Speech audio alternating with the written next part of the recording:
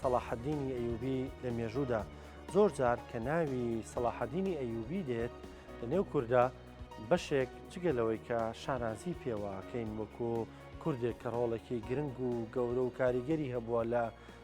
مێژوودا لە ڕابردوودا و ناوێکی دیارە لەسەر ئاستیجییان شانازی پێواکرێ ئەمە شانازیە بۆ کورد بەڵام لە بەرامبەردا هەندێک کەس ڕەخنەی لێ دەگرن دەڵێن سەلاحەدین دەوترێ کورد بووە بەڵام سیفەتێکی کوردانەی تێدا نادۆزینەوە یعنی نابینین ڕۆڵی هەبوو بێ بۆ نمونە لە ناساندنی کورد هەندێک دەڵێن ناسیۆنالیزم مێژوەکەی زۆر تازەیە بەراورد بە مێژووی سەلاحەدینی ئەیوبی بۆیە ینی ناکرێ ئەم ڕەخنەیە ئاراستی سەلاحەدینی ئەیوبی بکرێکە بۆ کوردانە بیری نەکردوێتەوە کوردانە مامەڵی نەکردووە یان دەوڵەتی کوردی ڕانەگەیاندووە. ئەم بابەتە گفتوگۆکەین لەگەڵ زۆر بەڕێز دکتۆر زریان حاجی کە بەڕێزیان پسپۆری شارستانیەتێن ئێستا لە لامان ئامادەیە و لە چەند ڕۆژی ڕابردووە وتارێکی نووسی بوو لەسەر سەلاحەدین بۆیە پێم خۆش بوو گفتوگۆی لەگەڵ بکەین لەسەر ناوەڕۆکی وتارەکەی کە تایبەت بوو بە سەلاحەدینی ئەیوبی دکتۆر سڵاو لێ بێ زۆر بەخێر بێ لەو پێشەکی کەوتم یعنی خەڵک بەو شێوەیە دەڕوانێ بۆ سەلاحەدینی ئەیوبی تۆ لە وتارەکەتە با لەو پرسیارەوە دەست پێ بکەم ئاماژە بەواکی دەڵێ سەلاحەدین دەوڵەتەکەی بەناوی دەوڵەتی کوردان و ڕاگەیاندووە ینی باسێکم لەوە بۆ بکەی بۆ ئێمە ئەمەمان وەکو پێویست نەبیست وایە شارەزای مێژوونین یان ئەمە بابەتێکە کەمتر جەختی کراوەت بەڵێ ڕاستیدا ئێمە دوو هۆکاری سەرەکیمان هەیە بۆی کام بابەتە بەڕاستی تۆزێک کەمتر بناسیێنێ لای خەڵکە هۆکاری یەکەمیان کەم شارەزایی خۆمانین یعنی خەڵکی خۆمان بەداخەوە کەمتر خوێندنەوە ئەکەن و ناحەقیشیان نییە لەبەر هۆکاری دووەم کە بە ئەنقەس هەندێک لە سەرچاوەکانی مێژووی ئێمە هەر لە ساڵەکانی لە دوای با بڵێن 60 و هەفتاکانەوە ئیتر وردە وردە بە تایبەتی لە دوای هەفتاکانەوە کارێک دروست کراوە کە سەلاحەدینی ئەیوبی وەکو کورد ناناسێنرێ ئەوەی کە جێگەی سەیرە لە لای من یعنی لە پێش ساڵی هەفتاکان کاتێ سەیری سەرچاوەکانی کوردیەکەی هەتا کتێبە کوردیەکان ببوورن کاتی سەیری کتێبەکەی ئەمین زەکی بەگەکەی کاتی سەیری کتێبەکەی ساڵە قەفتانەکەی کاتی سەیری کتێبەکانی ترەکەی بە باپیرەی گەورەی کورد ناسێنراوە و ڕۆڵەکەی بە شانازیەوە بازەکرێت کە سەلاحەدینی ئەیوبی دەوڵەتی کوردی دامەزراندەوە باسی کەسایەتی کردووە ڕۆڵی گەورەی بازەکرێت لە هەموو سەردەمەکانە کەچی کەینە لای هەفتاکان حتا کۆمەڵەیەکی نەتەوەیی کوردی کە دروست بووە کاتێککە گۆڤاری ڕۆژی نوێ دەرەکەن گۆڤاری ڕۆژی نوێ لە ساڵی سیا دەرچووە یعنی کاتێک گۆڤاری ڕۆژی نوێ یەکەم بەرگی گۆڤارەکان وێنەی سەلاحەدینی ئەیوبی دانێ لەسەری و شانازی ئەڵێن ڕابەری کوردان و پێشەوای یعنی کەسێک کە شانازی بێ بۆ نەتەوەی کورد بێگومان ئەم هۆکارە بۆچی وایە چکە لە دوای ساڵی هەفتاکانەوە هەستێک دروست بوو لە ناو ئەم مەنتیقانەی ئێمەدا بە شێوەیەکی سەرەکی کە ئێمە وردە وردە ئەم کەسایەتیانە لە پاش بخەین لە ناوی ئەمری تایبەتی ئەو باڵە چەپەی کە بەسەر ئەم مەنتیقەیە وردە وردە زاڵ بوو لە دوای هەفتاکان و ئەو ڕۆشنبیرە کوردانش کە ڕۆیشتن بۆ خوێندن لە دەرەوەی کوردستان بە تایبەتی لە رووسیا و لەوانە کاتێکە هەندێک یاریکردی سۆڤێتی جاران کە خوێندنیان تەواو کرد بوونە پێشەنگێک کە ئەم بابەتانە تا ڕادەیە کەمتر باس بکرێ وەکو پێویست ئیحتیمامی ئەجینا بۆچی لە پێش هەفتاکانەوە یعنی زۆر بە گرنگیەوە ئیحتیمام دەرێ بم بوارە بەشێکی کەشی لە ڕاستی تر ئەو نەهامەتی بەسەر کووردا هاو لە دوای هەفتا و لە هەشتاکانەوە ئیتر وردە مێژووی خۆمانمان لا شاراوە بوو بەڕاستی یعنی تۆ سەری کە چەند مێژوونووسی گەورەمان هەیە لە پێش هەشتاکانی شۆحانی ئەو کەسایەتی گەورانەمان هەیە ئەو هەموو شاعیرە گەورەی کورد یعنی لە شاعرە گەورەکان کە من سەرسام بێ قانعی شاعیرە زۆر عجیب لە دوو دێرە شعرا وەسفی سەلاحەدینی ئەیوبیەکە ڕۆڵەی نەبەردی کوردان خاوەنی دەوڵەتی کورد یعنی شتێکی زۆر عجیب کە باسەکە ئەجا مەسەڵەن شاعیرە مەزنەکانی ترکە و ئەم وەسفانەیان کردو بۆچی ئەمە وایە هۆکارێکی ئەوەیە کە خەڵکی ئێمە کەمتر بە نێو سەرچاوەکانە ئەڕۆن کاتێک ئێمە سەری سەرچاوەکانەکەین بەڕاستی پێش ئەوی سەلاحەدینی ئەیوبی دەربکەوێت لە ناو مێژووی کووردا خەڵک کوردی وەکو یعنی بەداخەوە وەکو ڕێگر و چەتە ئەناسی یعنی وای لێ هاتوو لە نێو سەرچاوەکانی سەدەکانی ناوەڕاستە هەر باسی کوردیان کردایە یان و چەتە و ڕێگر و ئەوانم بەڵام پاژەوەی سەلاحەدینی ئەیوبی دەرکە و ئیتر کورد بە خاوەنی دەوڵەت و کەسایەتی ناسرا خاوەنی شارستانیت لەوەش سەیرتر کاتی سەری سەرچاوە لە عەرەب واناسراوین بۆ نمونە مێژوو بەر لە 2000 ساڵێک دەوڵەتی مادی هەبوو کورد بەشێک لە هۆکارەکانی ئەوە بوو کە ئەم منتیقەی ئێمە هەمیشە لە ژێر چەپۆک و ئەوە بوو دووسێک گەڕی دەڕەنگە هاتبێتە منتیقانە لێرە ڕۆشتۆتە ڕوت کراوەتەوە یا مەسەرەن جۆرێک لە چەتەی و ڕێگری هەبوو بێ لە بەردەمیە ئیتر کورد بەوە ناسراوە کە چەتە و ڕێگرن بەڕاستی ئەمە یەکێک بە لە هۆکارەتی دەوڵەتی ئەوە لە پێشترایە ئەوە لە پێشترایە بەڵام ئێمە بیرمان نەچێت لە دوای دەوڵەتی ماجید لە پاژەوەی کە دەوڵەت کە کورد مسلمانە بێ ئەبێ ئەوە بزانین کە کورد جاری کە دەرەکەوێتەوە یعنی لە پێش مسلمانبوونی کوردەوانێ ئێمە ئەبێ ئەوە ڕاستیە لەبەر چاو بگرین کە لە پاش مسلمانبوونی دەوڵەتی کوردەوە پاژووی کە ئیسلام دێتە ئەم منتیقەیە کورجارێکی کە دەرەکەوێتەوە بۆ یەکەم جار لە مێژوودا دەوڵەتی کورد ینی دەوڵەتی دروست بناوی دەوڵەتی کوردانەوە هەتا پێش سەلاحەدین ئەیوبی ئیبن مەسکەوەی کتێبێکی بەناوی تەجارب الأمم لەو کتێبەیە باسی دەوڵەتێکی کوردیەکە ناوی دەوڵەتی حەسنەویە ئەڵێ دەولەت الئەکرادی بە نەسیە ناوێتی یعنی بۆ یەکەم جار لە دوای مادەکانی شۆرە سەدەکانی ناوەڕاستە کاتێ بە ناوی کوردەوە دەوڵەتێک هات بێت دەوڵەتی حەسنەوەکان بووە کە میرێکی گەوریانەوە کە حەسنەوەکان لە سەدەی چوارەمی کۆچیان ژیاون واتە نزیکەی 400 پێش سەلاحەدینی ئەیوبی ژیاون و دەوڵەتێکی گەورەی هەبوو بە ناوی دەوڵەتی کوردانەوانێ دەوڵەتێکیان هەبووە و دەوڵەتەکە لای خەڵکی بە دەوڵەتی کوردی ناسراوە بووە ئەمە گرنگە بۆ ئێمە لێرە پرسیارێکی گرنگێتەکایە ئەویش ئەوەیە ئایا ئێمە ناسیۆنالیست جەنابەت فەرموو لە پێشەکەیە ئایا ناسیۆنالیستی هەبووە لە سەردەمەکانی کۆنا یاخود ناسیۆنالیست شتێکەکە لە دواییە دەرکەوتووە مەسەلی وەکو ناسیۆنالیست دەرکەوتن ئەوە شتێکی نوێیە حاشا هەڵ نەگرێت دوای شۆڕشی فەڕەنسیەوە لە ئەوروپا دەرکەوتووە و وردە وردەژ لەناو وڵاتانی ئەم مەنتیقەیە پەرەی سەن بە تایبەتی بۆیە پەرەشی سەن کە هەر یەک و داوای دەوڵەتی خۆی کرد لە دوای ڕوخانی دەوڵەتی عوسمانی و بە عەرەبەکان دەرکەوتن و خەڵکانێکیان هەبوو عەبدوڕەحمان کەواکیبی وەکو ساتح الحوسەڕی لەناو عەرەبا دەرکەوت ئیتر وردە لەناو کوردیشا دەرکەوتنەوە تا ئەو کاتەی مامۆستای نەمر ئیبراهیم ئەحمەد ئەڵێت نە عەرەبم نە ئێرانی نە تورکێکی شاخستانی نەک من هەرخۆم بەڕاستی ئەڵێ نەژڵێ کە کوردم و کوردستانی ینی لەوەوانێک بۆیە ئەڵێ ینی ئەڵێ هەتاوەکو عەرەب نەیوت من عەرەبم تا تورک نەیوت من تورکم تا فارز ئێمە ژەمان کوردین چونکە بەڕاستی پێش ئەم واقعە خەڵک نەیە و شانازی ناکرد بوو وەسانی پێش ئەو مێژووە لە پێش ساڵی 20ەکانەوانێ ئەجا لە دوای ئەوە کە ئەم خەڵک دەرکەوتن ئەمەیان باس بکەن لێرە گرنگەکە ئەوەیە ئەی بۆچی کەسایەتیە کوردەکانمان ناناسین بۆ ئێمە هەموو کەسایەتی کوردیمان هەیە لە مێژووە ئەم هەموو کەسایەتیمان هەیە نارێت سەیرەکە لەوایە کە ئێمە ئێستا لە ئەوروپا بۆ نمونە کاتێ سەرچاوەکانی مێژووی ئەوروپا خوێنیتەوانێ سەلاحەدینی ئەیوبی ئەمەندە وەسف کراوە کە ئینسان کوردێک وەسف کراوە یا وەکو سەرکردەیەکی جیهانی وەکو سەرکردێکی کوردی بەڵێ وەکو سەرکردەیەکی کوردی کە خاوەن هەستێکی لێبوردەیی بووە و ئەڵێن کوردنەوەی سەلاحەدینی بچیدە هەر شوێنێکەوانەیە ئەڵێن کوردنەوەی سەلاحەدینی ئەیوبیە ئەمە واقعەکە دکتۆر بە ئەم پرسیارانی سەریح و بە پوختی بکەم سەلاحەدین چی بۆ کورد کردووە بەڵێ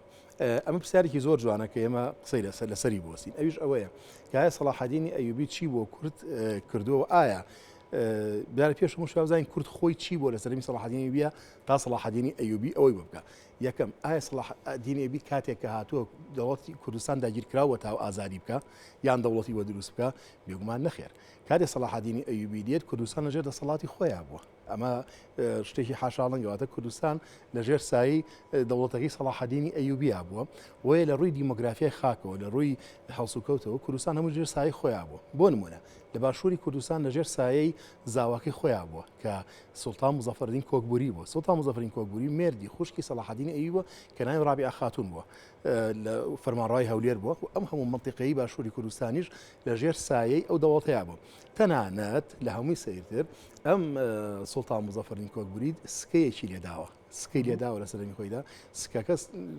بە ناوی سەلاحەدینی ئەیوبی وەریداوە و سەلاحەدینی ئەیوبی جلوبەرگی کوردی لە بەرایە و دانیشتووە ئێستا خۆشبەختانە ماوانە ئەو سکەیە بەردەستە کە بە جلوبەرگی کوردیەوانێ شەڕواڵ و بە هەمان شێوە ئەوە دانیشتووە لە ڕسمەکەی تایە ڕسمی سەلاحەدین بیر ناو سەلاحەدینی ئەیوبی جلوبەرگی کوردی پۆشیوە جلوبەرگی کوردی پۆشیوە ئەمە پرسیارە گرنگەکەوە چی کردو بۆ کورد یەکەم سەلاحەدینی ئەیوبی پێشەوەی کەوا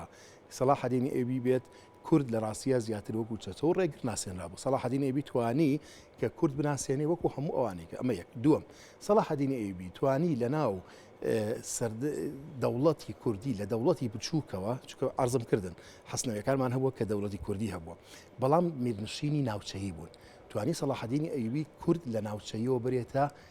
فراوان ئیمپراتۆریەتی بۆ دروست بکە ئەمە یەکەم جارە لە مێژووە لە دوای دەوڵەتی مادەوە کە تۆمڕ دەوڵەتی سەلاحەدین بێت دەوڵەتی مادیش فراوانتر بووە ساڵ حکمی کرد ئەوەی سەلاحەدین هەی بواتوانین بە هێزی کوردی ناویبەرین بە دەوڵەتی کوردی ناویبەرین سێ بەڵگەمان هەیە لەسەرم بابەتە یەکەم مامۆستاکی بەڕێزمان هەیە پرۆفسۆرێکی گەورەیە کتێبێکی هەیە بەرانیشانی الجيش الكردي في عصر صلاح الدين الأيوبي وهذا سباي كردي لسردمي صلاح الدين الأيوبي أم هاتومي بو سلماندوين ككرد صفة تايبد مندي جیاوازی هەبوو لە هەموو ناوچەکان لە سەردەمی سەلاح تەنانەت لە کاتی جەنگەکانیش جیا سەلاح الدین ئەیوبی پەنای بردووە بۆ هەموو جارێ ئەم قسەی هەبوو توێتی من نەچمە وەلای خزمەکانی خۆم واتە ئەوانەی کە خزمەکانی خۆمن بێن لێرە بتوانن سەرکەوتن بۆ بەدەست بێن و شەڕەکان بکەن و هەمیشە هەواڵی ناوتە بۆ ئێرە تەنانەت لە پاش ئەوەی کاچێتە میسریشەوە دەوڵەتی فاتیمەکانە ڕوخێنێت زانایەکی کوردەبە لێرەوانێ کە هەر چوار مەسهەبی ئەهلی سونە بە خەڵکی میسر فێر بکەنەوە جارێکی تر ئەویش شێخ خزری مەهرانی کوردیە شێخ خزری مەهرانی کوردی لێرەوە ئابات بۆ ئەوێ ئەڵێ بۆی ئەو خەڵکە فێری ئەوە بکاتەوە کەواتە بێت دوشمان پێڵێ یەکەم سەلاح الدین بیتوانی ئیمپراتۆریەتێک بۆ کورد دروست بکات لە سەردەمی خۆیان ئێمە ئەبێ ئەوە بزانین کە لە مێژووی سەدەکانی ناوەڕاستە جیاوازی نەتەوایەتی کردووە نەخێر ناتوانین بڵین نەتەوایەتیرۆ بەڵام چونکە هەستی نەتەوایەتی هەبووە بەڵام ناتوانین بڵین ناسیۆنالیستە بۆ لەو سەردەمەیە بەڵام بەوە جیایەکەینەوە کە شانازی بە نەتەوەی خۆیەوە کردووە ئەمە گرنگە وەکو هەموو نەتەوەیەکی تر چۆن شانازی کردووە یەکەم جلوبەرگی کوردی لەبەرا بووە دووەم نەیهێشتۆ مناڵەکانی حتا بۆ چوونێکمان هەیە کاڵێن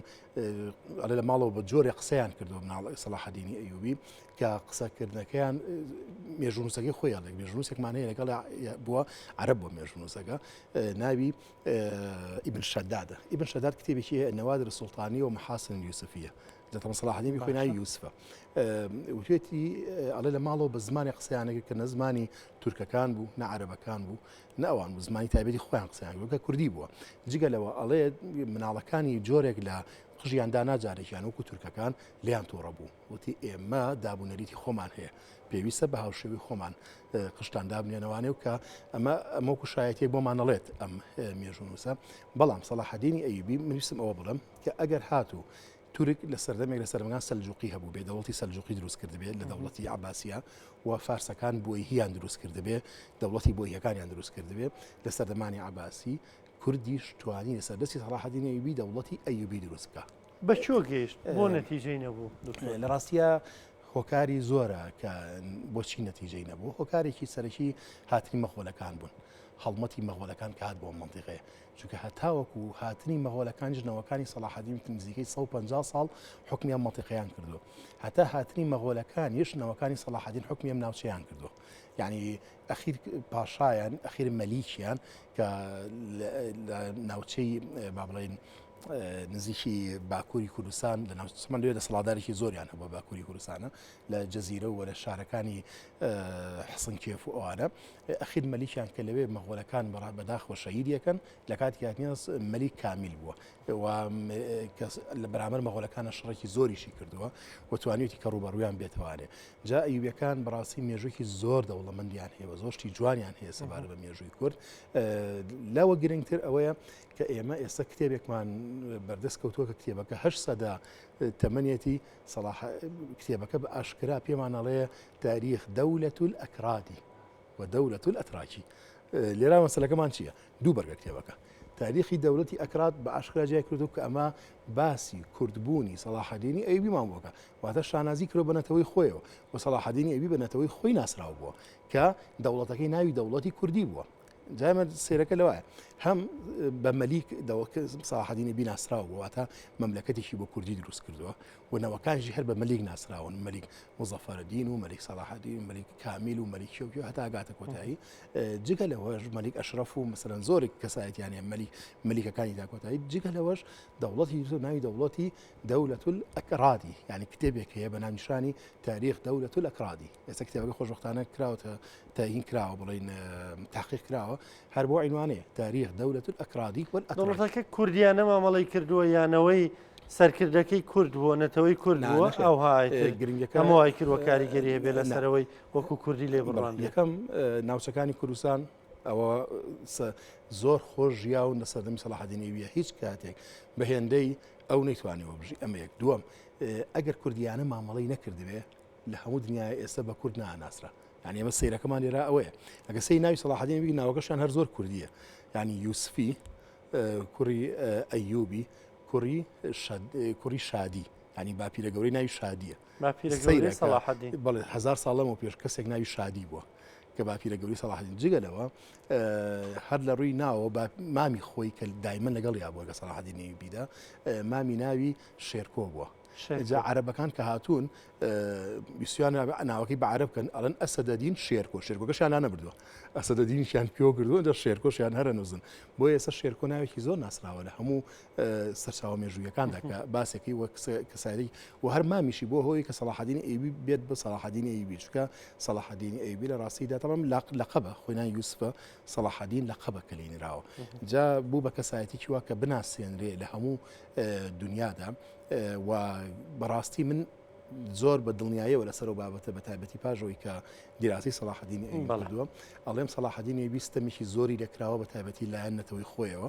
کە ئێمە لە جێوی شانازی پێوە بکەین و خۆمانی پێ هەڵواسیم و بەڕاستی بچکەش جێگەی شانازیە بۆ کورد وەکو ساڵە قەفتان ئەڵێ کە ساڵە قەفتان مێژونووسێکی ئەم خاپێ و مێژونووسێکی سلێمانیە مێژووی کورد لە کۆنەوەتان ئەڵێ ئێمە پێویستە بەنەوەی نەبەردی خۆمانەوە شانازی بکەین کە سەلاحەدین بێت کە دەوڵەت و ئیمپراتۆریەتێکی گەوری بۆ کورد دروست کردووە و لە نێو سەرچاوە مێژوویەکانیشدا دەوڵەتەکە بە دەوڵەتی کوردی ناسراوە بوو.